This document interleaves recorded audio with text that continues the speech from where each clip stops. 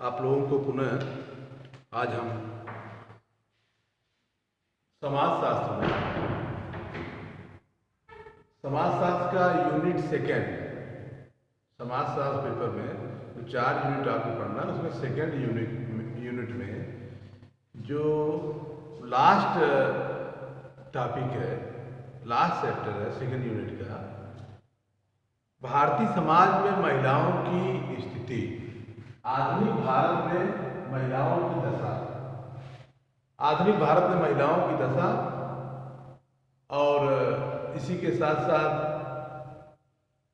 अनुसूचित जात, अनुसूचित जनजात तथा आधुनिक भारत में जनसंख्या वृद्धि एवं नियंत्रण के कारण एवं उपाय, इतनी चीज़ों पर चर्चा हम आपको करते हैं, जिसमें आपको पहले हम बताने का प्रयास करते हैं कि आधुनिक भारत में महिलाओं की स्थिति एवं दशा।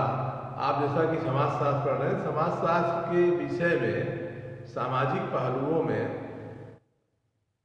महिलाओं की स्थिति, महिलाओं की दशा का बिना अध्ययन किए पूरी सामाजिक व्यवस्था अधूरी रहेगी। इसलिए आपके सिलेबस में, आपके पेपर के माध्यम से और आपके परीक्षा के उपयोगी दृष्टि से, सामाजिक दृष्टि से महिलाओं की दशा के बारे में, समाज में, सामाजिक स्थिति में महिलाओं की दशा के बारे में आपको एक क्वेश्चन परीक्षाओं में अक्सर पूछा जाता है कि भारतीय समाज में महिलाओं की दशा पर निबंध लिखिए या भारतीय समाज में महिलाओं की वास्तविक स्थिति का वर्णन करिए। हम महिलाओं की दशा को देखते हैं, प्राचीन भारत से ही महिलाओं की दशा बड़ी दयनीय रही है। प्राचीन भारत में अनादिकाल से यदि हम देखते हैं तो महिलाओं के पुरुषों के समान संरक्षण नहीं थे, सामाजिक समानताएं नहीं थी, तमाम कुरीतियाँ थी, तमाम बुराइयाँ थी। समय समय पर आदिकाल में, आधुनिक काल में, वर्तमान काल में, मध्यकाल में महिलाओं की दशा को सुधारने के लिए समय समय पर सामाजिक संगठन, सरकार, विधानमंडलें काम की हैं, जिस पर आज जो है महिलाओं पुरुषों में सामाजिक समानता, आर्थिक समानता, राजनैतिक समानता, शैक्षणिक समानता और इसके साथ साथ हम जो है महिलाओं में संवैधानिक उपबंधों देखते हैं, समान कार्य के समान वेतन आदि सभी को ध्यान में रखते हुए अब महिलाओं का पुरुषों का जो संबंध है सामाजिक संबंधों में, हम देखते हैं कि अब दोनों जो है एक रथ के 2 पहिए हो गए हैं। एक रथ के 2 पहिए हो गए हैं। इससे तात्पर्य है कि मतलब महिलाओं और पुरुषों को समान रूप से सामाजिक संतुलन कायम करके व्यवस्था का संचालन किया जाता है। जैसे हम राजनीतिक दृष्टि से देखते हैं, सामाजिक दृष्टि से देखते हैं, तो चाहे जहाँ भी आप देखें, आप जैसे भी देखते हैं, एक प्रकार से महिलाओं की स्थिति अब सोशल स्टेटस जो है लगभग बराबर हो गया है। महिलाओं का सोशल सामाजिक हैसियत जो है बराबर हो गया है पुरुषों की अपेक्षा, जिससे हम देखते हैं कि प्राचीन समय में से एक व्यवस्था चली आई है कि वैदिक काल में स्त्रियों को जो समानता की व्यवस्था थी उनमें ज़्यादातर हम जो है इस बात का देखते रहे हैं कि स्त्रियों की स्थिति में, स्त्रियों की दैनिक स्थिति दिन प्रतिदिन जो है सुधार होती गई। हम रामचरितमानस संहिता के व्यवस्थाओं के सारांश में देखते हुए देखते हैं जिसमें हमें मिलता है नारी की तुलना में, नारी की उपमा में कि यत नार्यस्य पूजन्ते रमते तत्र देवता, जहाँ नारी की पूजा होती है वहाँ देवता विराजमान करते हैं। जिस परिवार में, जिस समाज में, जिस व्यवस्था में जहाँ नारी का सम्मान है वहाँ सभी सम्मान जो है समाहित होते हैं, सबका सम्मान उसमें निहित होता है और उस परिवार का, उस समाज का विकास जो है चतुर्मुखी विकास होता है, जैसा कि ये मान्यता भी है और आज आधुनिक आवश्यकता और मांग भी है। अब हम देखते हैं महिलाओं की स्थिति के बारे में। प्राचीन समय में,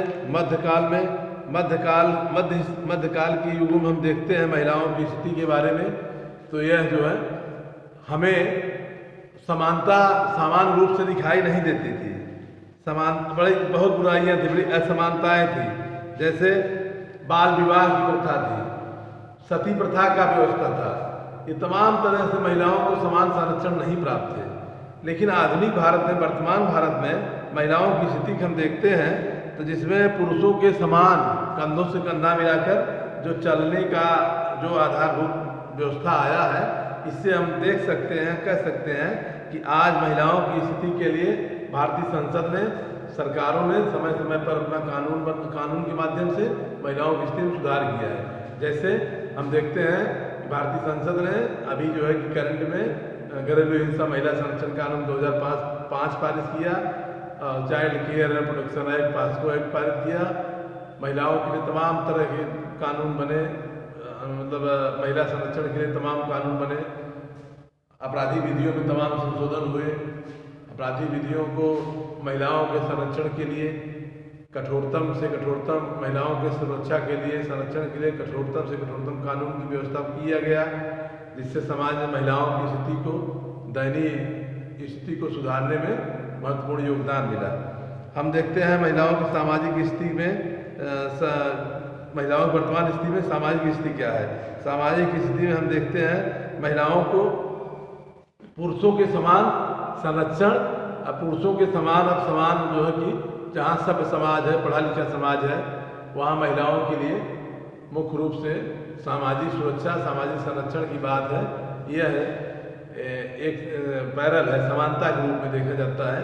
इसलिए महिलाओं की जो वर्तमान स्थिति है, यह मतलब सामाजिक स्थिति है कि इसमें शिक्षा, राजनीति, धर्म आदि जो है सभी को महिलाओं के लिए समान अवसर और समानता दिया गया। जैसा कि हम देखते हैं कि धर्म के मामलों में बिना, हमारा प्राचीन धर्म भी कहता है कि बिना महिलाओं के साथ लिए कोई धार्मिक कर्मकांड भी नहीं होता है। इसलिए यहाँ देखा जाता है कि वर्तमान प्राचीन भारत से और वर्तमान स्थिति में महिलाओं के सुधार, काफ़ी ढंग सुधार किए गए हैं। पारिवारिक स्थिति हम देखते हैं, महिलाओं की पारिवारिक स्थिति में तमाम तरह से एक समानता हमें परिलक्षित होती है, सामाजिक समानता प्राप्त होती है, जिसमें विवाह, तमाम तरह के जो धार्मिक कर्मकांड है, ये सभी जो है महिलाओं के संरक्षण से, महिलाओं के संरक्षण से और पारिवारिक स्थिति को नियंत्रण रखने में महिलाओं का बड़ा योगदान रहा। महिलाओं की स्थिति को निम्नलिखित कारण रहे। महिलाओं की स्थिति को प्राचीन भारत में महिलाओं की जो दशा रही, उसको दयनीय बनाने में जो महत्वपूर्ण कारण थे, उसमें था, जैसा कि हम देखते हैं कि ब्राह्मणवाद की व्यवस्था थी, आर्थिक पराधीनता था। ब्राह्मणवाद की व्यवस्था तात्पर्य है कि धर्म पर आधारित है, कुछ ऐसे धर्म कर्मकांड ऐसे हैं जो महिलाओं को प्रतिबंधित किया गया है, और इसके साथ साथ आर्थिक पराधीनता था। महिलाएं आर्थिक स्थिति पराधीन होती थी, उनको बाहर जाकर रोजगार करने का, नौकरी करने का अधिकार नहीं था। लेकिन धीरे धीरे भारतीय संविधान द्वारा, भारतीय संसद द्वारा और समय समय पर तमाम व्यवस्थाओं द्वारा ये महिलाओं को समान संरक्षण दिए गए। लेकिन फिर भी जहाँ आधी आबादी का सवाल है, पुरुष तब समान होता है, पुरुष तब परिपूर्ण होता है जब महिला के साथ हो, मतलब महिला पुरुष की जो समानता की बात है, बराबरी का जो स्तर है, ये तब हो पाएगा जब सब समान अवसर मिले। जहाँ तक आधी आबादी का सवाल है, अभी भी धर्म के मामले में, अन्य मामले में, शिक्षा के मामले में, रोजगार के मामले में सामाजिक समानता नहीं है। इसके साथ साथ हम देखते हैं सुधार के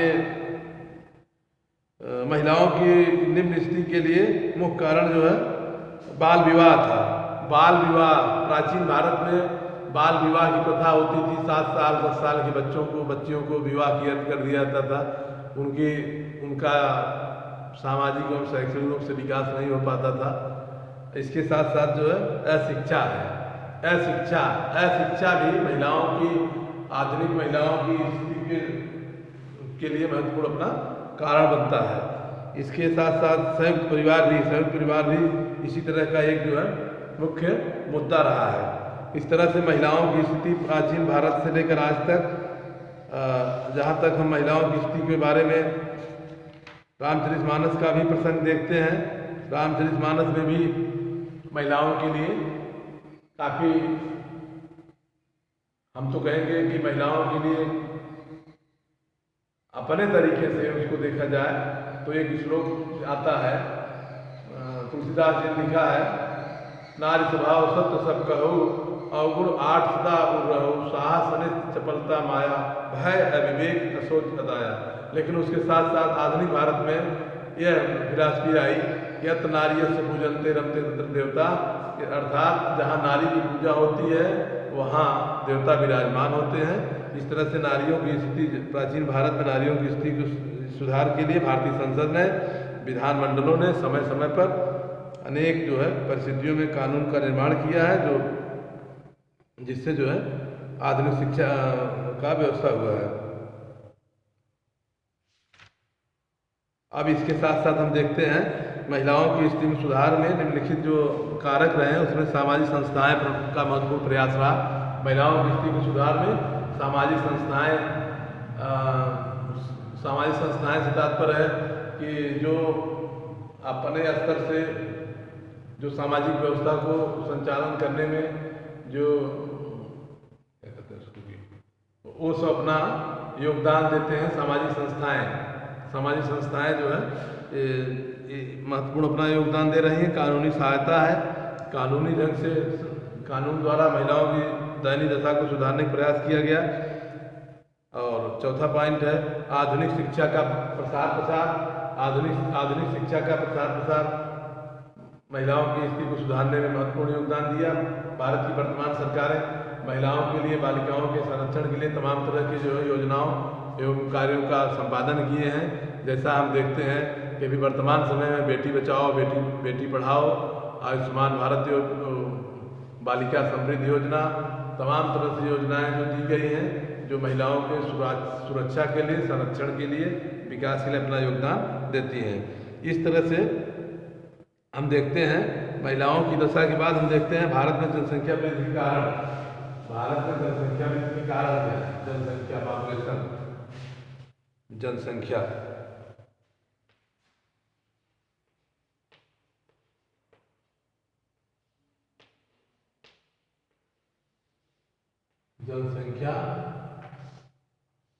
जनसंख्या वृद्धि के कारण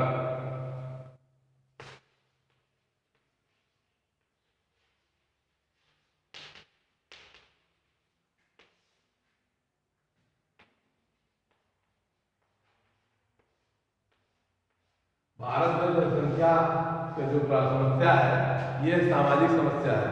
जनसंख्या वृद्धि की जो समस्या है मुख्यतः ये सामाजिक समस्या है, बहुत विकट सामाजिक समस्या है। अब समाज की जो 3 समस्याएं महत्वपूर्ण है, जैसे पॉपुलेशन, पॉवर्टी एंड पोल्यूशन, जनसंख्या, प्रदूषण और गरीबी, ये तीनों समस्या जो मुख्य रूप से है उसमें सबसे बड़ी महत्वपूर्ण समस्या है ये दोनों का, ये पॉपुलेशन जो है, जनसंख्या, गरीबी और पर्यावरण दोनों की जननी है। जहाँ तक हम जनसंख्या वृद्धि के कारण जनसंख्या का प्रोफाइल देखते हैं तो भारत में जनसंख्या वृद्धि की एक महत्वपूर्ण समस्या है। उसमें हम देखते हैं जनसंख्या वृद्धि की समस्या क्या है, पॉपुलेशन और पॉवर्टी है। जनसंख्या अधिक बढ़ेगी तो पॉपुलेशन बढ़ेगा, गंदगी बढ़ेगी, पर्यावरण प्रदूषित होगा और उसका परिणाम क्या होगा, गरीबी आएगी, गरीबी होगी। जहाँ तक सरकारें गरीबी के दूर करने के लिए, गरीबियों को विकास के लिए तमाम तरह की योजनाएं दे रही हैं, योजनाएं कर रही हैं, लेकिन फिर भी जब तक व्यक्ति की सामाजिक एवं शैक्षणिक विकास नहीं हो पाएगा और सामाजिक दृष्टि से वह जो है कि एक सब समाज का जो अनुसरण नहीं करेगा, तब तक उसकी गरीबी और आर्थिक स्थिति में सुधार होना जो है सरकारी प्रयास के बाद भी असफल हुए हैं, असफल हो रहे हैं। सरकारें तमाम तरह की योजनाओं का क्रियान्वयन करके काम कर रही हैं, लेकिन उसमें कोई नियंत्रण नहीं कर पा रही है। जनसंख्या वृद्धि के कारण में सबसे बड़ा कारण हम देखते हैं, भारत में जनसंख्या एक महत्वपूर्ण समस्या है, जिसके वृद्धि का कारण पहला है कम उम्र में विवाह करना। भारत में कम उम्र में विवाह करना जनसंख्या वृद्धि का महत्वपूर्ण कारण है। जनसंख्या वृद्धि का महत्वपूर्ण कारण क्या है? कम उम्र में विवाह करना। और दूसरा है निरक्षरता, निरक्षरता भी जनसंख्या वृद्धि का महत्वपूर्ण कारण है। जैसे हम देखते हैं, अगर राष्ट्रीय लेवल पर हम देखते हैं शिक्षा को, तो इस समय देश में 64% जो है शिक्षा का जो शैक्षणिक जो है कि रेट है अंतर्राष्ट्रीय राष्ट्रीय लेवल भारत का 64% लोग शिक्षित हैं, जिसमें हम देखते हैं कि सबसे अधिक शिक्षित जो है केरल राज्य है, जहाँ 94% जो है शिक्षा है, और सबसे कम शिक्षित राज्य जो है ये हमको बिहार मिलता है, जहाँ 64% लोग शिक्षित हैं। इस तरह से अच्छा, वहाँ जनसंख्या का भी घनत्व अधिक है। केरल के अपेक्षा हम बिहार को देखेंगे, जनसंख्या बहुत अधिक है। जनसंख्या वृद्धि के महत्वपूर्ण कारणों में शिक्षा और निरक्षरता ये महत्वपूर्ण अपना कारण देता है। तो इस तरह से हम देखते हैं कि जहाँ तक जो है कि जनसंख्या वृद्धि का कारण है, उसमें जनसंख्या में निरक्षरता अपना महत्वपूर्ण योगदान दे रहा है। और है धार्मिक मान्यताएं। तीसरी पॉइंट है पहली पॉइंट है कि कम उम्र में विवाह करना। दूसरा पॉइंट होगा निरक्षरता या शिक्षा का अभाव। तीसरा पॉइंट है धार्मिक मान्यताएं। जनसंख्या वृद्धि के महत्वपूर्ण कारण धार्मिक मान्यताएं हैं। आज भी समाज शिक्षित हो गया है, सब कुछ हो गया है, महिला पुरुष में कोई अंतर नहीं है, लेकिन फिर भी हमारी समाज की मान्यताएं, हमारी धर्म की मान्यताएं, और हम धार्मिक हैं, हम सामाजिक हैं, इसलिए हम इस बात को शिक्षा से दूर हो जाते हैं। इस बात को देखते हैं कि मतलब पुत्री में समानता नहीं देखा जाता है समाज में। एक तमाम तरह के जो है कि परंपराएं हमारे देश में रहे हैं कि पिंडादान और क्या क्या तमाम व्यवस्थाएं हैं, उसके मतलब धार्मिक मान्यताओं के आधार पर हम देखते हैं कि समाज में जनसंख्या वृद्धि महत्वपूर्ण कारण बन जा रही है, उससे जनसंख्या में वृद्धि हो जा रही है। अब आर्थिक कारण तभी गरीबी महत्वपूर्ण है। जनसंख्या वृद्धि का महत्वपूर्ण कारण गरीबी है। इंदिरा गांधी 1872 में जब वहाँ 1872 में अपना वक्तव्य दी थी, उस समय 3 बातों उन्होंने कहा था कि दुनिया में जो सबसे बड़ी समस्या, विकट समस्या है, पर्यावरण है, जनसंख्या और गरीबी। पॉपुलेशन पॉल्यूशन है, पॉवर्टी, गरीबी महत्वपूर्ण समस्या है जो दुनिया के सामने है। और आज भारत के सामने विकट समस्या है। विकट समस्या में जनसंख्या है। जनसंख्या से ही प्रदूषण पैदा हो रहा है और उससे गरीबी भी है। जनसंख्या दोनों का जननी है, प्रदूषण का भी और गरीबी का भी। इस तरह से जनसंख्या वृद्धि के कारणों में हम देखते हैं जनसंख्या नियंत्रण के उपाय में विवाह की उम्र में नियंत्रण किया जाए। जनसंख्या वृद्धि के नियंत्रण के उपाय, जनसंख्या वृद्धि के नियंत्रण के उपाय,